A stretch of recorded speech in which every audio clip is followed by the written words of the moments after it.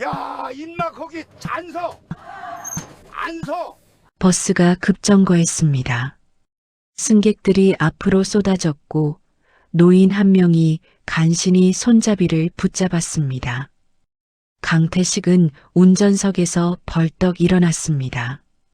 무단횡단하던 중학생이 버스 앞을 스쳐 지나가며 혀를 쑥 내밀고 달아났습니다. 승객들이 한숨을 쏟아냈지만 태식은 말 한마디 없이 다시 자리에 앉았습니다. 그리고 핸들을 천천히 쥐었습니다. 두 손이 미세하게 떨리고 있었습니다.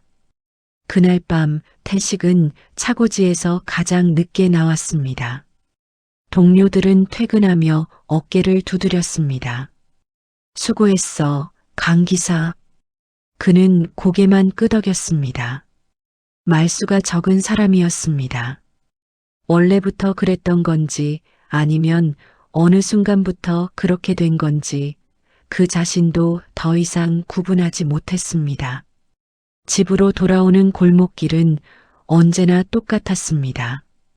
편의점 불빛, 치킨집 냄새, 담벼락 아래 잠든 고양이. 태식은 매일 밤 같은 풍경을 지나쳤지만 한 번도 그것을 의식한 적이 없었습니다. 의식하지 않아도 발이 알아서 집을 찾아갔습니다.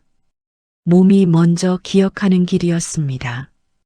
현관문을 열면 어둠이 먼저였습니다. 신발을 가지런히 벗고 불을 켜고 냉장고를 열었습니다. 반찬통 3개. 장남 민호의 아내가 일주일에 한 번씩 채워두고 가는 것들이었습니다. 뚜껑을 열었다가 닫았습니다. 입맛이 없었습니다. 입맛이 없는 게 아니라 혼자 먹는 것 자체가 이미 오래전부터 밥이 아니었습니다. 태식은 그냥 누웠습니다. 천장을 보는 것이 그의 저녁 일과였습니다. 은퇴는 조용히 찾아왔습니다. 정년이 되던 날 회사에서는 작은 케이크를 내왔고 동료들이 박수를 쳤습니다. 누군가 이제 편하게 사세요라고 했고 태식은 웃는 척 고개를 끄덕였습니다. 편하게 산다는 게 무엇인지 그는 그날 처음으로 진지하게 생각해 보았습니다. 그리고 깨달았습니다. 모르겠다고. 40년 넘게 핸들을 잡았습니다. 새벽 4시에 일어나 밥을 먹고 차고지에 나가 버스를 점검하고 정해진 노선을 하루에 수십 번 왕복했습니다. 승객이 많든 적든 비가 오든 눈이 오든 명절 아침이든 설날 저녁이든 그 반복이 그의 삶이었고 그 반복 속에서 아이들이 컸고 아내가 늙었고 아내가 먼저 떠났습니다. 12년 전이었습니다. 아내가 쓰러진 날도 태식은 핸들을 잡고 있었습니다. 병원에서 연락이 왔을 때 그는 노선 중간이었고 다음 정류장까지 가서 대체 기사를 기다린 뒤에야 달려갈 수 있었습니다. 병실 문을 열었을 때 아내는 이미 말을 못했습니다. 손을 잡았더니 손이 식어 있었습니다. 태식은 그 손을 오래 쥐고 있었습니다. 눈물은 나오지 않았습니다. 그때도 말수가 없는 사람이었습니다. 장례를 치르고 자식들이 각자의 집으로 돌아가고 집이 다시 조용해진 날 밤, 태식은 처음으로 냉장고가 비어 있다는 걸 알았습니다. 아내가 늘 채워두던 자리였습니다. 그날 이후 민호의 아내가 반찬을 채워두기 시작했습니다. 은퇴 이후의 하루는 단순했습니다. 오전 6시, 기상, 세수, 간단한 아침, 오전 7시, 공원, 세바퀴, 걷는 속도는 느리지 않았습니다. 등도 굽지 않았습니다. 50년 가까이 몸을 써온 사람 특유의 단단함이 아직 남아 있었습니다. 같은 공원을 걷는 노인들이 가끔 인사를 건넸습니다. 태식은 받아쳤지만 먼저 말을 거는 일은 없었습니다. 공원 벤치에 앉아 잠시 숨을 고르는 시간이 있었습니다. 비둘기들이 발치에 모여들었습니다. 태식은 빵 부스러기 같은 걸 던져주는 사람이 아니었습니다. 그냥 앉아 있었습니다. 비둘기들도 그걸 아는지 결국 흩어졌습니다. 오전 9시 국밥집 같은 자리, 뼈해장국 한 그릇, 깍두기 2쪽. 주인 할머니는 태식이 들어오면 말없이 주문을 받으러 왔습니다.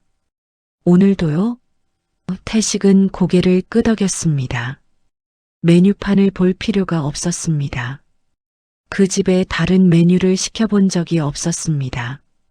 국밥을 먹는 동안 태식은 아무것도 하지 않았습니다. 핸드폰을 꺼내지도 않고 신문을 보지도 않았습니다. 그냥 먹었습니다. 그게 전부였습니다. 오전 10시, 귀가, 낮잠, 오후 2시, 산책, 오후 4시, 귀가, 저녁, 천장. 그렇게 하루가 끝났습니다. 그렇게 일주일이 끝났습니다. 그렇게 계절이 바뀌었습니다. 민호가 한 달에 한 번 찾아왔습니다. 현관에 들어서면 집안을 한 바퀴 둘러보는 것이 먼저였습니다. 냉장고를 열어보고 화장실을 확인하고 약통을 살폈습니다. 혈압약은 제때 먹고 있는지, 가스 잠근 건 확인했는지, 외출할 때 핸드폰은 들고 나가는지, 태식은 그 과정을 조용히 지켜보았습니다. 아들이 아버지를 보러 온 건지, 집을 점검하러 온 건지 태식은 늘 헷갈렸지만 그 말을 한 적은 없었습니다.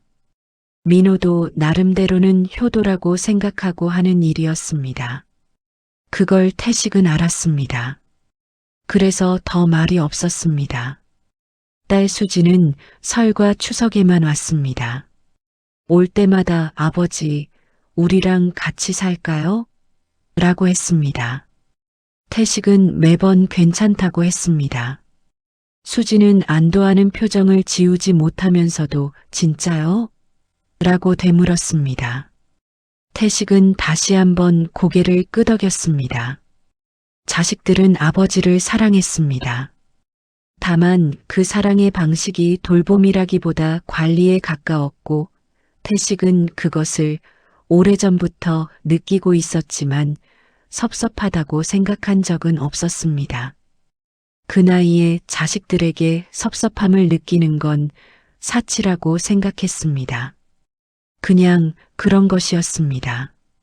그런데 가끔 공원 벤치에 혼자 앉아 있을 때 아무 이유 없이 가슴 한켠이 텅 빈 느낌이 들었습니다. 뭔가 빠져 있는 것 같은 느낌. 오래전부터 없었던 건지 아니면 어느 날 사라진 건지조차 알 수 없는 것. 태식은 그 느낌에 이름을 붙인 적이 없었습니다. 붙이지 않으면 없는 것이라고 생각했습니다. 그 봄날 오전, 태식은 평소보다 조금 늦게 공원 산책을 마쳤습니다.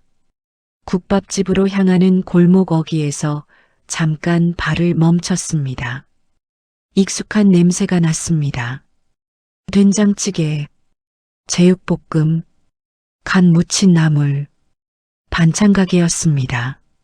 새로 생긴 건지 원래 있었는데 몰랐던 건지 태식은 알 수 없었습니다. 유리창 안쪽에 반찬들이 가지런히 늘어서 있었습니다. 플라스틱 통에 담긴 것들이었지만 색깔이 달랐습니다. 뭔가 손이 많이 간 색이었습니다. 태식은 문을 열었습니다. 작은 종소리가 났습니다. 어서 오세요. 목소리가 먼저 나왔습니다. 안쪽 조리대에서 무언가를 묻히던 여자가 고개를 들었습니다. 앞치마를 두르고 있었고 손에는 고무장갑이 끼워져 있었고 이마에 땀이 조금 맺혀 있었습니다. 눈이 마주쳤습니다. 태식은 어색하게 시선을 내렸습니다. 진열대를 천천히 훑었습니다. 사려고 들어온 게 아니었습니다. 그냥 들어와 버린 것이었습니다. 그 사실이 본인도 어색했습니다. 뭐 찾으세요? 여자가 장갑을 벗으며 물었습니다. 태식은 잠시 침묵하다가 진열대에 놓인 시금치나물을 가리켰습니다. 이거 주시오. 여자는 웃으며 통을 집어들었습니다. 밝은 웃음이었습니다. 아무 이유 없이 밝은 종류의 웃음. 태식은 오랫동안 그런 웃음을 가진 사람을 마주한 기억이 없었습니다. 봉투를 받아들고 가게를 나왔습니다. 골목을 걸으며 태식은 자신이 지금 손에 든 게 시금치나물이라는 사실을 뒤늦게 확인했습니다. 시금치나물을 특별히 좋아하지 않았습니다. 그럼에도 발걸음이 이상하게 가벼웠습니다. 태식은 그 이유를 생각하지 않기로 했습니다. 이름을 붙이지 않으면 없는 것이었습니다. 시금치나물은 이틀 만에 동났습니다. 태식은 먹지 않았습니다. 냉장고를 열 때마다 통을 봤지만 어쩐 일인지 뚜껑을 열 마음이 들지 않았습니다. 그러다 사흘째 되던 날 아침 유통기한이 지났다는 걸 확인하고 조용히 버렸습니다. 뚜껑도 열지 않고 버렸습니다. 그날 오전 태식은 공원을 2바퀴만 걷고 발길을 돌렸습니다. 골목 어귀에서 멈췄습니다. 작은 종소리가 다시 났습니다. 저번에 오신 분, 여자가 반겼습니다. 기억하고 있었습니다. 태식은 그 사실이 어쩐지 당황스러웠습니다. 오늘은 뭐 드릴까요? 태식은 진열대를 천천히 훑었습니다. 골뱅이 무침, 고사리나물, 깻잎 장아찌, 두부조림. 잘 고르셨어요. 오늘 아침에 만든 거예요. 여자는 두부조림을 담으며 말을 이었습니다. 자연스럽게 마치 오래 알고 지낸 사람한테 하듯이 오늘 아침 물을 너무 많이 넣었다는 것, 요즘 팥값이 올라서 걱정이라는 것, 아무 부담 없이 흘러나오는 말들이었습니다. 태식은 대꾸하지 않았습니다. 그러나 듣고 있었습니다. 봉투를 받아들고 나오면서 태식은 자신이 두부조림을 좋아한다는 사실을 떠올렸습니다. 아내가 자주 해줬던 반찬이었습니다. 10년도 더 된 기억이었습니다. 3번째 방문은 일주일 후였습니다. 4번째는 사흘 후, 5번째는 이틀 후. 어느 순간부터 태식은 공원 산책 후 반찬 가게에 들르는 것이 루틴이 되어 있었습니다. 의식적으로 결정한 게 아니었습니다. 발이 알아서 방향을 틀었습니다. 여자의 이름은 윤정혜였습니다. 가게 입구 간판 옆에 적혀 있었습니다. 정의 반찬. 태식이 읽어낸 건 4번째 방문 때였습니다. 정혜는 말이 많았습니다. 태식이 말이 없는 만큼 그 빈자리를 정혜가 자연스럽게 채웠습니다. 이상하게도 불편하지 않았습니다. 오히려 그 반대였습니다. 오래 닫혀있던 방의 창문이 열린 것 같은 느낌이었습니다. 혼자 사세요? 5번째 방문이었습니다. 정혜가 반찬을 담으며 물었습니다. 불쑥 튀어나온 질문이었지만 악의 없는 목소리였습니다. 태식은 잠시 멈췄다가 고개를 끄덕였습니다. 저도요. 정혜가 말했습니다. 그 2글자 안에 많은 것이 담겨 있었지만 어느 쪽도 그것을 꺼내지는 않았습니다. 여름이 가까워지면서 반찬 가게 앞 평상에 간이의자가 놓였습니다. 정혜가 점심시간에 가게 문을 잠깐 닫고 나와 앉아 있는 자리였습니다. 태식은 어느 날 그 옆에 자연스럽게 앉았습니다. 정혜가 캔커피 하나를 내밀었습니다. 태식은 받아들었습니다. 둘은 한동안 말이 없었습니다. 그 침묵이 어색하지 않았습니다. 버스 오래 모셨어요? 정혜가 물었습니다. 태식이 예전에 버스 기사였다는 걸 어떻게 알았는지는 몰랐습니다. 아마 태식이 한마디 흘렸던 것 같기도 하고 아닌 것 같기도 했습니다. 40년. 그럼 이 동네 길은 다 외우시겠네요. 태식은 조금 생각하다가 말했습니다. 눈 감아도 다 알지. 정혜가 웃었습니다. 태식은 자신이 방금 평소보다 긴 문장을 말했다는 걸 뒤늦게 깨달았습니다. 그 여름 평상에서 나누는 짧은 대화가 하루의 중심이 되었습니다. 특별한 이야기는 없었습니다. 날씨, 반찬 재료 가격, 동네 공사 소음, 그런 것들이었습니다.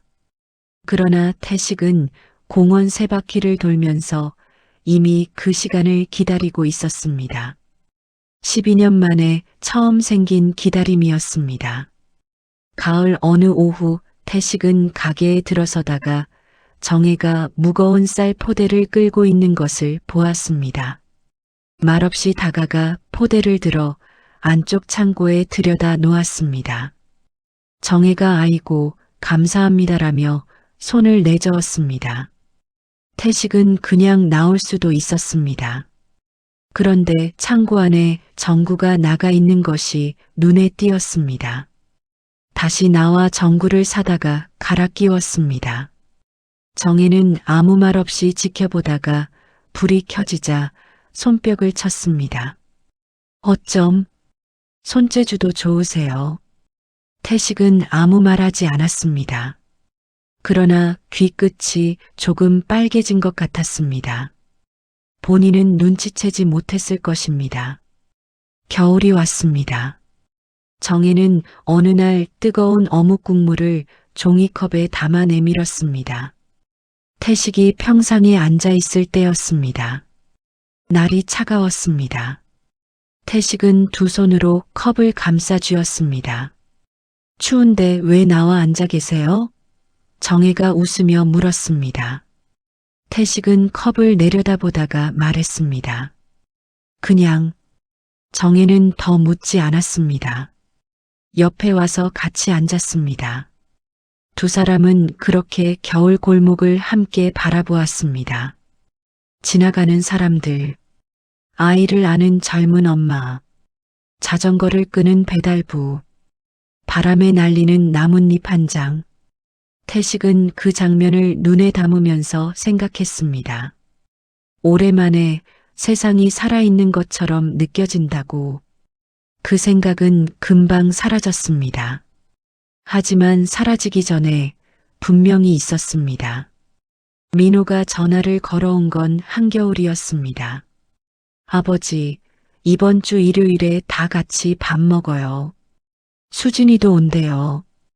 태식은 알겠다고 했습니다. 특별한 이유는 없을 것이라고 생각했습니다. 1년에 몇 번씩 있는 가족 식사였습니다. 그러나 이번에는 태식이 먼저 할 말이 있었습니다. 한 달 전부터 생각해 온 말이었습니다. 아니, 정확히는 한 달 전에 결심하고 그 이후로 매일 밤 천장을 보며 되뇌어 온 말이었습니다. 어떻게 꺼내야 할지, 어떤 순서로 말해야 할지. 그런데 막상 생각해도 방법이 없었습니다. 이런 말에는 순서가 없었습니다. 그냥 꺼내는 것뿐이었습니다. 일요일 오후 식탁에 둘러앉았습니다. 민호 내외와 민호의 고등학생 아들, 수진과 수진의 남편, 그리고 태식. 7명이 앉기에 좁지 않은 식탁이었지만 태식은 오늘따라 자리가 좁게 느껴졌습니다. 밥이 오가고 국이 오가고 아이가 학교 이야기를 했고 민호는 직장 이야기를 했습니다. 수지는 남편 회사 인사이동 이야기를 했습니다. 태식은 조용히 밥을 먹었습니다. 평소와 다르지 않았습니다.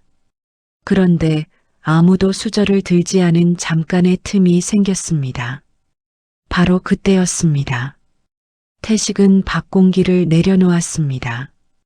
식탁에 시선들이 모였습니다.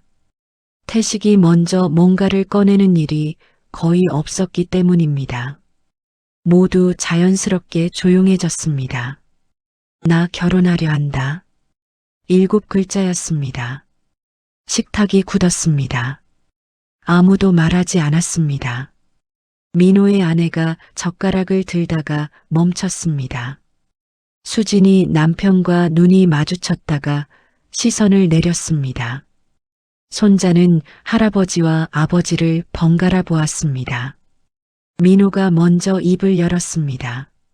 아버지, 지금 무슨 말씀하시는 거예요? 태식은 다시 말하지 않았습니다.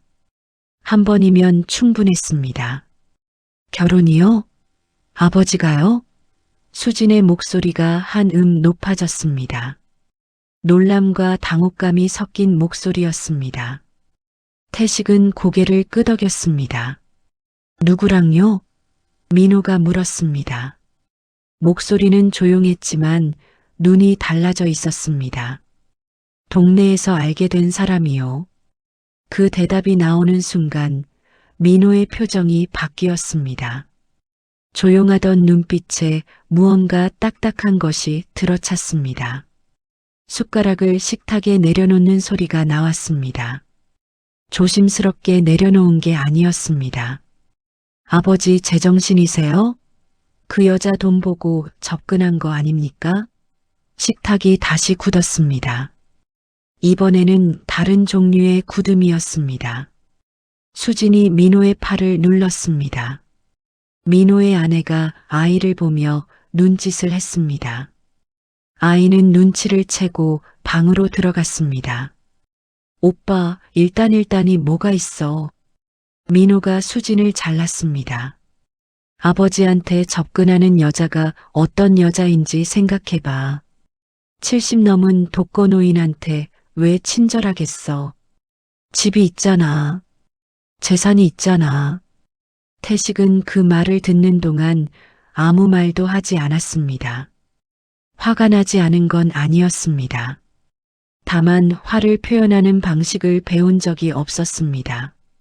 40년 동안 핸들을 잡고 노선을 달리던 사람이었습니다. 울컥하는 감정은 핸들 안으로 집어넣는 것이 몸에 배어 있었습니다. 그 사람 가게 하오. 태식이 낮게 말했습니다. 가게요? 반찬 가게. 혼자 운영하오. 그러면 더 이상하잖아요. 민호의 목소리가 커졌습니다. 혼자 가게 하는 여자가 왜 70 넘은 남자한테 잘해요? 관심이 있으면 왜 있겠어요? 돈이죠. 아니면 든든한 뒷배라도 생기는 거겠죠. 수지는 입술을 깨물며 내려다보았습니다. 직접적으로 반박하지 않았습니다. 그러나 동의한다는 표정도 아니었습니다. 태식은 천천히 의자를 밀었습니다. 일어섰습니다. 아무 말 없이 코트를 집어들고 현관으로 향했습니다. 아버지, 민호가 불렀습니다. 태식은 돌아보지 않았습니다. 신발을 신고 문을 열었습니다. 차가운 겨울 바람이 얼굴을 쳤습니다. 태식은 그 바람 속으로 걸어 들어갔습니다. 뒤에서 민호의 목소리가 다시 들렸습니다. 그러나 이미 멀어지고 있었습니다. 골목 끝 가로등 불빛 아래 서서 태식은 잠시 멈췄습니다. 손이 차가웠습니다. 정혜와 어묵 국물을 나누던 날 두 손으로 컵을 감싸 쥐었던 그 온기가 생각났습니다. 태식은 다시 걸었습니다. 오늘 밤은 국밥집이 아니라 다른 방향이었습니다. 민호는 그날 밤 잠을 자지 못했습니다. 아버지가 나간 뒤 수진과 2시간 넘게 이야기를 나눴습니다. 수진은 오빠가 너무 심하게 말했어라고 했고, 민호는 심한 게 아니라 사실인 거잖아라고 했습니다. 두 사람 다 맞는 말을 했고, 그래서 결론이 나지 않았습니다. 새벽 2시 민호는 침대에 누워 천장을 보면서 계산을 시작했습니다. 아버지 집, 인천 외곽 40평 아파트, 시세 5억 초반, 은퇴 후 퇴직금과 모아둔 저축, 연금. 아버지가 어떤 여자와 재혼을 한다면 그 여자는 자동으로 그 모든 것의 절반에 대한 권리를 갖게 됩니다. 사망 이후에는 더합니다. 민호는 스스로에게 솔직해지기로 했습니다. 유산 때문만은 아니었습니다. 정말로 아니었습니다. 아버지가 모르는 사이 이용당하는 것이 두려웠습니다. 노인을 노리는 사기 사건이 뉴스에 얼마나 자주 나오는지, 재혼한 지 얼마 안 돼 재산을 정리하고 사라지는 경우가 얼마나 많은지, 민호는 그것들을 알고 있었습니다. 그러나 새벽 3시 잠이 오지 않는 채로 뒤척이다가 민호는 인정했습니다. 2가지가 함께 있다는 것을, 아버지에 대한 걱정과 유산에 대한 계산이 뒤섞여 있다는 것을. 그 사실이 불편했습니다. 불편하다는 것 자체가 또 불편했습니다. 다음 날 오전 민호는 행동에 들어갔습니다. 먼저 아버지 동네 주민센터 인근 카페에서 아는 공인중개사를 만났습니다. 동네 사정을 잘 아는 사람이었습니다. 태식이 다니는 공원, 국밥집, 그리고 반찬가게 이름을 말했습니다. 정의 반찬이요? 공인중개사가 아는 얼굴이었습니다. 거기 윤 씨 아주머니. 오래됐죠. 조용한 분이에요. 남편은 일찍 여의었다고 들었는데. 다른 건요? 다른 거라 하면 공인중개사가 잠시 뜸을 들였습니다. 한 몇 년 전에 가게가 좀 어렵다는 소문은 들었어요. 자세한 건 모르고, 소문이니까 다 믿을 건 아니지만, 민호는 수첩에 받아 적었습니다. 어렵다. 빚. 그 2글자가 머릿속에서 굵게 밑줄이 그어졌습니다. 수진도 움직였습니다. 오빠만큼 적극적이지는 않았지만 수진 나름의 방법이 있었습니다. 아버지가 사는 동네에 대학 동창이 한 명 살았습니다. 연락을 취했습니다. 정의 반찬? 아, 거기. 나도 가끔 가는데. 동창이 말을 이었습니다. 주인 아주머니 인상 좋아. 근데 왜? 그냥 물어보는 거야. 특별한 거 아는 거 없어? 특별한 거라 아들이 있어. 1명. 요즘은 잘 안 오는 것 같던데. 아주머니 혼자 가게 다 하시더라고. 수지는 전화를 끊고 한동안 생각했습니다. 아들이 있다. 혼자 가게를 운영한다. 남편은 없다. 빚이 있었다는 소문. 수지는 오빠와 달리 결론을 내리지 않았습니다. 그러나 불안했습니다. 그 불안이 어디서 오는 건지, 아버지에 대한 걱정인지 다른 무언가인지 수진 자신도 명확히 알지 못했습니다. 민호는 일주일 사이에 3번 아버지 동네를 찾았습니다. 한 번은 혼자, 한 번은 아내와, 한 번은 다시 혼자. 반찬가게 앞을 지나치며 안을 들여다보았습니다. 정혜가 조리대에서 일하는 모습이 보였습니다. 앞치마, 고무장갑, 흰 머리카락이 조금 섞인 단발. 평범했습니다. 너무 평범했습니다. 민호는 그 평범함이 오히려 의심스러웠습니다. 3번째 방문 때 민호는 가게에 들어갔습니다. 정혜가 고개를 들었습니다. 어서 오세요. 뭐 드릴까요? 밝은 목소리였습니다. 민호를 알아보지 못하는 것이 분명했습니다. 민호는 진열대를 훑으며 멸치볶음을 골랐습니다. 계산하면서 가볍게 말을 꺼냈습니다. 오래 하셨어요, 가게? 한 15년 됐죠. 혼자 운영하세요? 네, 혼자요. 힘드시겠다. 정혜는 웃으며 말했습니다. 뭐, 익숙해졌죠. 제 페이스대로 하니까 괜찮아요. 민호는 봉투를 받아들면서 마지막으로 한마디 덧붙였습니다. 저 강태식 씨 아들입니다. 정혜의 손이 잠깐 멈췄습니다. 눈이 마주쳤습니다. 정혜는 이내 표정을 가다듬고 말했습니다. 아, 그러세요. 그게 전부였습니다. 동요하지 않았습니다. 당황하지도 않았습니다. 민호는 그 침착함이 익숙한 사람처럼 느껴졌습니다. 들켜도 흔들리지 않는 사람. 그런 사람은 보통 무언가를 숨기고 있는 법이었습니다. 민호는 가게를 나오며 확신했습니다. 이 여자는 뭔가 있다. 반드시 파내야 한다. 그 주 내내 민호는 정보를 모았습니다. 지인을 통해 지인을 거쳐 정혜의 과거가 조각조각 모였습니다. 남편은 20년 전 사망. 이후 혼자 아들을 키웠음. 한때 가게 사정이 어려워 지인에게 돈을 빌렸다는 이야기.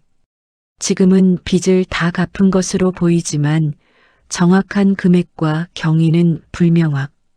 민호는 그것들을 정리했습니다. 혼자 반찬 가게 운영. 남편 없이 오래 삶. 빚 있었다는 소문. 3가지 항목 아래 민호는 결론을 적었습니다. 100% 사기꾼이다. 그 결론이 틀릴 수도 있다는 가능성을 민호는 이 시점에서 고려하지 않았습니다. 고려하고 싶지 않았던 것인지 아니면 진심으로 고려할 수 없었던 것인지 그것도 민호 자신은 알지 못했습니다. 다음 주 토요일 민호는 아버지를 찾아가기로 했습니다. 설득이 안 되면 막을 것이었습니다. 어떻게든 정혜는 그날 밤 일찍 가게 문을 닫았습니다. 민호가 다녀간 뒤로 손이 제대로 움직이지 않았습니다. 멸치를 볶다가 타는 걸 뒤늦게 알아챘고 두부를 썰다가 손가락을 베었습니다. 작은 상처였지만 피가 꽤 났습니다. 수돗물에 손을 대고 멍하니 서 있었습니다. 아들이라고 했습니다. 강태식의 아들. 눈빛을 기억했습니다. 싸늘하고 계산적인 눈빛. 뭔가를 재고 있는 눈. 정혜는 그 눈빛이 무엇을 의미하는지 이미 알고 있었습니다. 살면서 그런 눈을 마주친 적이 없지 않았습니다. 의심, 경계, 그리고 배제하려는 의지. 정혜는 창고 문을 잠그고 앞치마를 벗었습니다. 태식과 처음 알게 된 날부터 이날이 올 것이라는 걸 어딘가에서 알고 있었습니다. 모른 척하고 싶었습니다. 그냥 이대로 평상에 나란히 앉아 캔커피를 마시고 골목 바람을 맞는 것만으로도 충분하다고 생각하려 했습니다. 그러나 태식이 결혼 이야기를 꺼냈을 때 정혜는 거절하지 못했습니다. 거절할 수 없었습니다. 태식이 정혜에게 처음 그 이야기를 꺼낸 건 눈이 오던 날이었습니다. 가게 문을 닫고 나오는 정혜에게 태식이 기다리고 있었습니다. 평소처럼 평상에 앉아 있는 게 아니라 가게 앞에 서 있었습니다. 코트 깃을 세우고 눈을 맞으며 정혜가 놀라서 물었습니다. 오늘 또 오셨어요? 태식은 대답 대신 봉투를 내밀었습니다. 장갑이었습니다. 털이 안에 들어간 방한 장갑. 정혜가 손이 틀 때 손을 자꾸 불어 녹이는 걸 봐왔던 것입니다. 정혜는 장갑을 받아들고 한동안 말이 없었습니다. 태식이 말했습니다. 같이 살고 싶소. 눈이 내리는 골목이었습니다. 아무도 없었습니다. 가로등 불빛에 눈송이가 비쳤습니다. 정혜의 눈에서 눈물이 났습니다. 흘리지 않으려고 눈을 깜빡였지만 결국 한 줄기가 흘렀습니다. 거절하지 못했습니다. 그러나 민호가 다녀간 뒤로 정혜의 마음은 흔들렸습니다. 태식에 대한 마음이 흔들린 게 아니었습니다. 오히려 반대였습니다. 태식이 이 상황에서 어떤 압박을 받을지가 눈에 보였습니다. 자식들의 반대, 의심 등을 돌릴지도 모른다는 두려움. 태식은 40년 동안 가족을 위해 살아온 사람이었습니다. 그 사람이 자식들과 등지며 사는 모습을 정혜는 원하지 않았습니다. 며칠을 버텼습니다. 태식이 평소처럼 가게에 들렀습니다.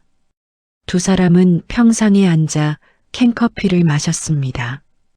태식은 아무 말이 없었지만 오늘은 분위기가 다르다는 걸 정혜는 느꼈습니다. 조용한 게 아니라 뭔가를 누르고 있는 조용함. 정혜가 먼저 입을 열었습니다. 아드님이 다녀갔어요. 태식의 손이 캔 위에 멈췄습니다. 알고 있소. 뭐라 하던가요? 할 말이 있었겠지. 정혜는 캔을 무릎 위에 올려놓았습니다. 찬바람이 불었습니다. 골목 끝에서 아이들이 뛰어가는 소리가 났습니다. 제가 먼저 말할게요. 정혜의 목소리가 조용해졌습니다. 자식들 눈물 보게 만들 순 없어요. 태식이 정혜를 보았습니다. 정혜는 고개를 들지 않았습니다. 저는 괜찮아요. 지금 이렇게 가끔 이야기 나눌 수 있는 것만으로도 저는 많이 받은 거예요. 그러니까 태식의 목소리가 낮게 잘랐습니다. 정혜는 잠시 멈추었다가 말했습니다. 그냥 이대로 있어요. 우리. 태식은 한동안 아무 말도 하지 않았습니다. 골목 끝 바람이 지나갔습니다. 빈 캔이 평상 아래로 굴렀습니다. 태식은 그것을 집어들어 손 안에 쥐었습니다. 그리고 일어났습니다. 정혜가 고개를 들었습니다. 태식은 정혜를 내려다보았습니다. 오래 무언가를 말하려다가 말지 않는 사람처럼 결국 말없이 돌아섰습니다. 골목을 걷는 뒷모습이 보였습니다. 늘 그랬듯이 등이 굽지 않은 뒷모습. 그러나 오늘은 그 뒷모습 안에 뭔가가 있었습니다. 정혜는 그게 뭔지 알았습니다. 절망이었습니다. 그것을 알면서도 붙잡지 못했습니다. 정혜는 무릎 위에 캔을 꽉 쥐었습니다. 차갑게 식어가는 캔이었습니다.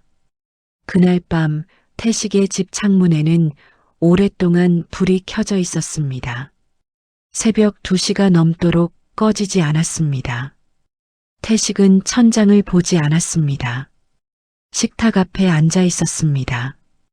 아무것도 없는 식탁? 아무것도 올려두지 않은 채 그냥 앉아 있었습니다. 정혜의 말이 귀에 남아 있었습니다. 자식들 눈물 보게 만들 순 없어요. 태식은 그 말의 의미를 알고 있었습니다. 정혜가 약해서 한 말이 아니었습니다. 태식을 위한 말이었습니다. 그 마음을 모를 리 없었습니다. 그러나 다른 말도 함께 올라왔습니다. 평생 너희 위해 살았다. 자식들을 위해 새벽에 일어났습니다.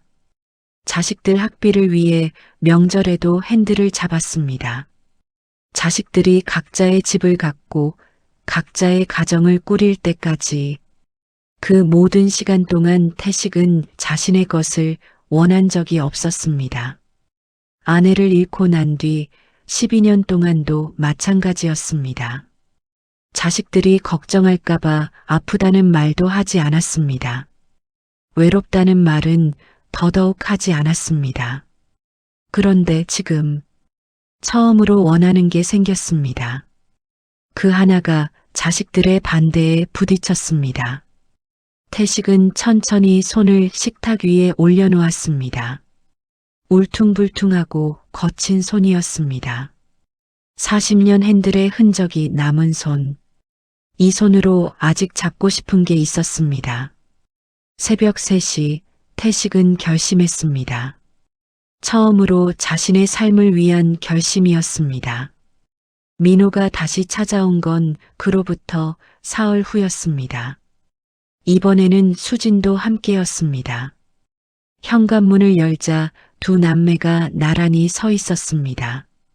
민호의 표정은 단단했고 수진의 표정은 복잡했습니다. 태식은 말없이 둘을 들였습니다. 식탁에 앉았습니다. 셋이서 민호가 먼저 꺼냈습니다. 준비해온 말들이었습니다. 정혜의 과거, 빈 이야기, 남편 사망 후 혼자 아들을 키운 것, 가게가 한때 어려웠다는 소문, 조각조각 모은 정보들을 민호는 차분하게 늘어놓았습니다. 감정을 빼고 사실처럼 말했습니다.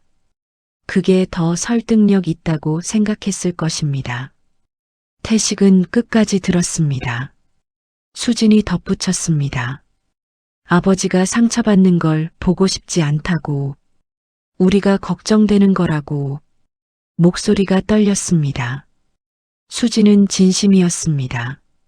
태식은 그것도 알았습니다. 긴 침묵이 있었습니다.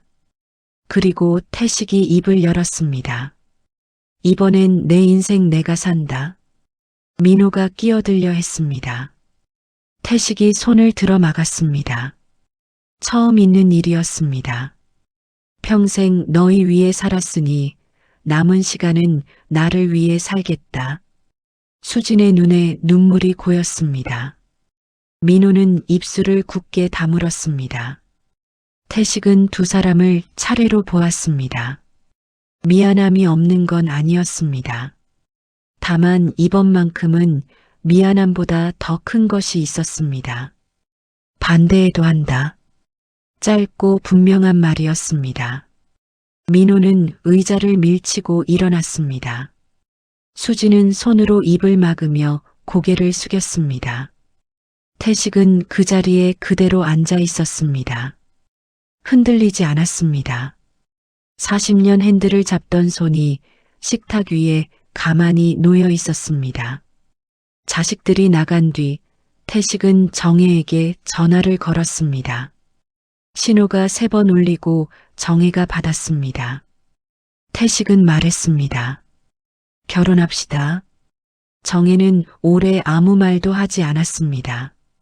그 침묵 속에서 울음소리가 작게 새어나왔습니다. 네. 그 한 글자로 충분했습니다. 결혼식은 작게 치렀습니다. 태식이 원했습니다. 하객은 정혜의 오랜 지인 몇 명, 동네 상인 몇 명, 식장도 큰 예식장이 아닌 작은 레스토랑이었습니다. 웨딩드레스 대신 정혜는 연한 베이지색 한복을 입었고 태식은 짙은 남색 양복을 꺼내 입었습니다. 오래된 양복이었지만 체형이 변하지 않아 잘 맞았습니다. 민호와 수진에게는 날짜를 알렸습니다. 오지 않아도 된다고 하지 않았습니다. 막지도 않았습니다. 민호는 오겠다고 했습니다. 태식은 그 말에서 무언가 불길한 것을 느꼈지만 막을 이유가 없었습니다. 아들이었습니다. 식장 안은 조용하고 따뜻했습니다. 정혜가 입장할 때 하객들이 박수를 쳤습니다. 소박한 박수였지만 진심이 담겨 있었습니다. 태식은 정혜가 걸어오는 것을 바라보았습니다. 한복 자락이 조금 흔들렸습니다. 정혜의 눈이 빨개져 있었습니다. 태식도 눈이 뜨거워지는 걸 느꼈습니다. 그러나 표현하지 않았습니다. 늘 그랬듯이 주례가 막 시작되려던 순간이었습니다. 문이 열렸습니다. 민호였습니다. 정장을 입고 있었습니다. 식장 안으로 천천히 걸어 들어오면서 하객들을 훑어보았습니다. 표정이 굳어 있었습니다.